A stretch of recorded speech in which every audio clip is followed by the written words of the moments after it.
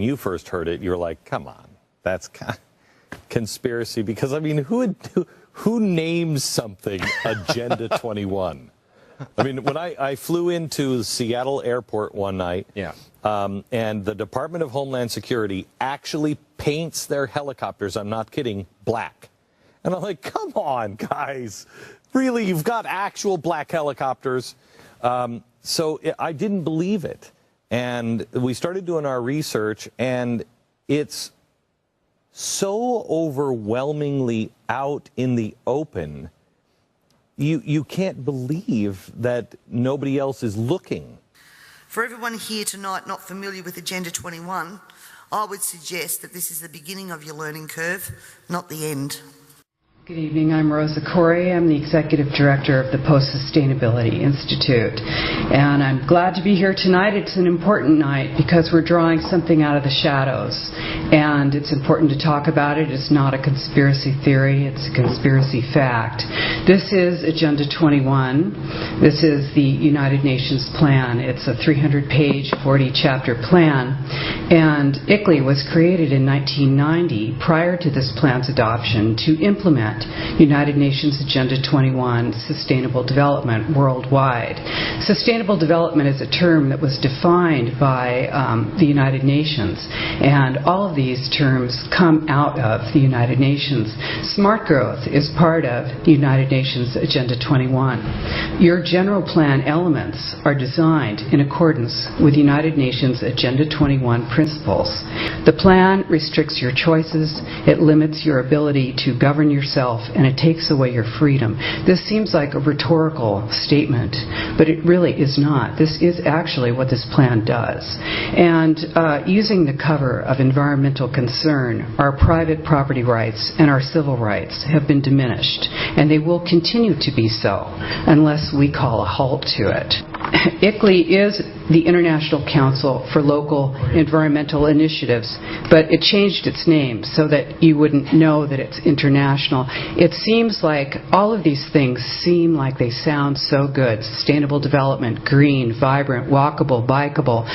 You know, how could you be against that? But really, when you know about this plan, it is really very serious. Did you know that there's regional plans all across the nation right now that are being rolled out that are all exactly the same?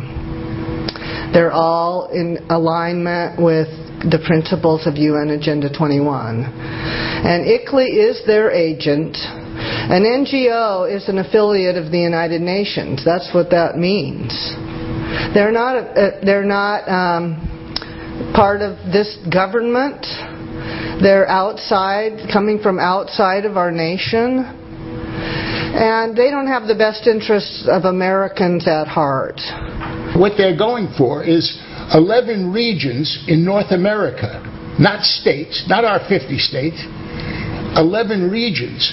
They will be appointing people to do the planning and the running and the operation of those regions through the United Nations. The International Council of Local Environment is an oxymoron to me. What does the International Council have to do with our local environments? On the ICLEI website, it says 200 local governments from 43 countries convened at our inaugural conference, the World Congress of Local Governments for Sustainable Future at the United Nations in New York. I think there's a connection. Wouldn't you agree, Mr. Mora? I am patently against ICLEI and Agenda 21, and I urge the city, as a resident, to withdraw your membership. That's not to say give up your green programs. That's not to say give up striving to have a better environment. But disconnect from this organization. It is not good. This isn't about green. Green is just the guise. Green is just the guise until we open our eyes and realize that control is how the people that you're working for really roll. Here is the Local Agenda Planning Guide, ICLEI. Local Agenda Planning Guide, ICLEI. If you open this up, it's from Maurice Strong. It talks about the United Nations. It talks about Agenda 21. This is it. You cannot deny that they are not connected. Neither the United States Congress nor the American people have voted for Agenda 21's implementation. They are there to indoctrinate people on the local level and bring it up through the state until it's a reality. And these people are all here tonight because they sense the same jeopardy. I hope that you understand this is bigger than all your tree questions and your trash proposals or anything else. Former President of the United States, George Bush Sr. said, effective execution of Agenda 21 will require a profound reorientation of human society, unlike anything the world has ever experienced. A major shift in the priorities of both governments and individuals, and an unprecedented redeployment of human and financial resources. Dixie Ray, former Washington State Governor and Assistant Secretary for Oceans and International Environmental and Scientific Affairs, stated, Agenda 21 seeks to establish a mechanism for transferring the wealth from citizens to the third world. Fear of environmental crisis would be used to create a world government and UN central direction. This segment of our society, who fear one world government and UN invasion, through which our individual freedoms will be stripped away, would actively work to defeat any elected official who joined the conspiracy by undertaking Agenda 21. So we will call our process something else. We will call it comprehensive planning or growth management or smart growth. We ended up with sustainable development. Sustainable development has become the popularized expression for Agenda 21. Agenda 21 is the 1992 United Nations Rio Declaration on the Environment and Development. It is the agenda for the 21st century you're living in today. For a brave new world where everything that you cherished and held true will no longer exist. Agenda 21 defines itself as the comprehensive plan of action to be taken globally, nationally, and locally by organizations of the United Nations systems. It also elevates nature above man. And it contains something called the precautionary principle, where basically you're guilty until you're proven innocent. Sustainable development is the philosophy designed to bring human beings across the globe under the full control of a narrow human elite. It's a 40-chapter document to basically control the world. It's based entirely on socialist control mechanisms. Sustainable developers have designed a global movement coordinated through a global to local action plan to create world government in accordance with certain objectives. The focus of sustainable development is the abolition of private property, societal undermining of the family, and abandonment of the constitutional protection of unalienable rights as described in the Declaration of Independence. You see, I sat on the Santa Cruz Agenda 21 committees. Now, this was a lot of crazy ideas. This was back in the mid-90s. Crazy ideas I heard. Mother Earth's surface wasn't to be scratched. Human beings were to be concentrated into human settlement zones. Educational systems were to focus on the environment as the central organizing principle. All aspects of life were covered. Well, I went to these committees at the request of some people who told me that I needed to understand what was going on, and I came back and I said, this is craziness. This is so silly.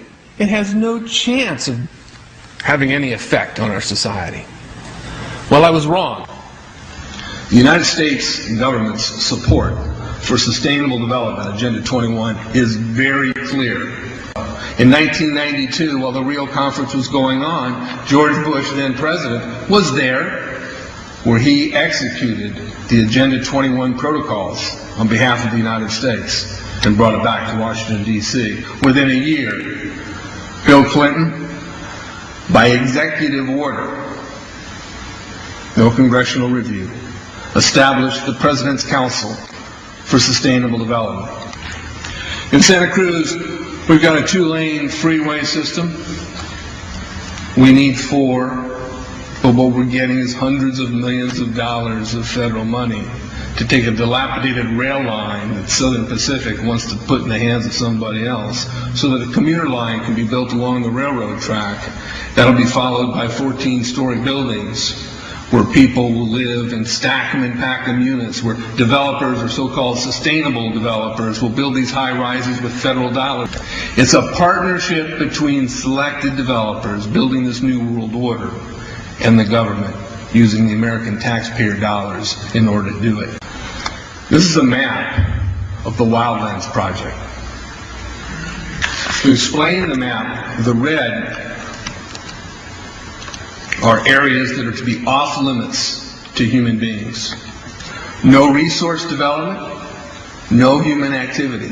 If you live there, you won't. Coming up, if you don't live in a major metro area, you might want to pack your bags. Years ago, moving to the suburbs was a sign that you were making a better life for yourself and your family. But our next guest details a government report suggesting there may be a long-term plan to change all that for you. The effort to, quote, Manhattanize America. If you live in the suburbs, don't get too comfy. Our next guest says the Obama administration has plans to push Americans slowly but surely out of the burbs and into the big cities as a means to, quote, spread the wealth around. The yellow areas are the areas for major control of all human activity. If you live there, you won't. The black areas, the black dots, are the smart growth zones. That's where human beings are to be stacked and packed in small living units along rail tracks. Notice, the barbed wire faces in, not out. All right, we're going to go ahead and get out here. Take a look at this a little closer. Stick with me. Okay.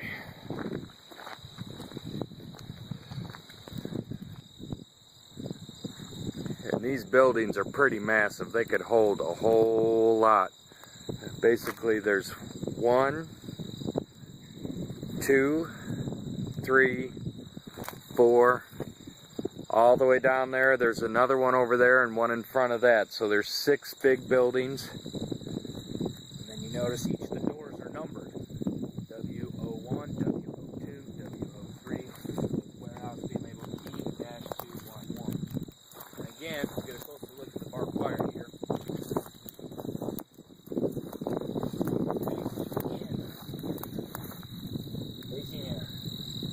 You can see the railroad tracks that go on the sides of all the buildings. And it's pretty much been covered by a lot of people. You see the sign out there, hopefully, that says Homeland Security for the T. Don Hutto Residential Center. And so there it is. It's been designated as a FEMA camp in time of civil unrest or declared emergency. A stockpile of military vehicles were recently discovered occupying a secluded commercial property on the outskirts of Las Vegas, at the address of 5750 Sky Point Drive. It doesn't seem as if the Humvees and other military-grade vehicles are for sale, even though they are stationed at a former car dealership that has been stripped of its business logo and signs. It would appear as if the equipment is deliberately being hidden from the public on this secluded property surrounded by barbed wire fences. The front of the building, which can be seen while driving north on Interstate 95 while departing from Vegas, is littered with pedestrian vehicles. After closer investigation, it was clear that the former United Dodge dealership is some sort of military station, judging from the soldiers on the property all dressed and outfitted in army fatigues. However, there is no clear indication or signage posted certifying that it is a United States military base. One 18-year-old boy named Jonathan, who lives in the area, proclaimed the military has been there for 6 months now. His friends added, "We think it's a secret undercover operation or military base." Charlotte Iserby, I owe you an apology. I did not believe for the longest time it was a deliberate dumbing down. I thought the dumbing down was a natural consequence of a bad idea. Folks, it's deliberate. It's deliberate. The sustainable globalist goal is the orchestration of a planned fall of American principles, values, and lifestyles. The effect on the average American will be devastating. With modernizing technology, the ordinary person will live without independence, privacy, or substantive rights. This government has been working overtime to take away our rights to common law through many pieces of legislation. Common law is what guarantees us an ability to correct injustices.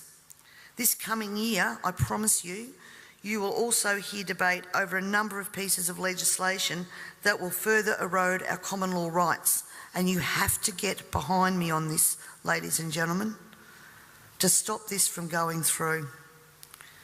As Agenda 21 became more and more apparent to me, I began using the line in Parliament that government was now declaring war on its own citizens. And that goes back as far as 2008. This, of course, led me to being labelled a conspiracy theorist. But here we are now, openly talking about Agenda 21 and the ramifications we will see in a short period of time if this is not stopped in its tracks. The environmental crisis will be the international disaster that will unlock the new world order, one world government.